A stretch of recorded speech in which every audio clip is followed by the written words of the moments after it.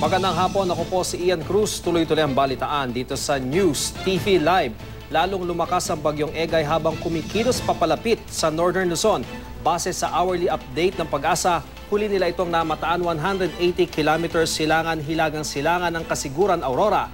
Nasa 95 kilometers per hour na ang taglay nitong lakas malapit sa sentro at may bugsong nasa 120 kilometers per hour. Kung hindi magbabago ang galaw nito, posibleng mag-landfall ang bagyong Egay sa Isabela, Cagayan area bukas. Sa ngayon, nakataas pa rin ang public storm warning signal number 2 sa Isabela, Quirino, Cagayan at Northern Aurora. Bukod sa malakas sa ulan, hangin at posibleng flash flood at landslide, maging I am ready rin sa posibleng storm surge o daluyong.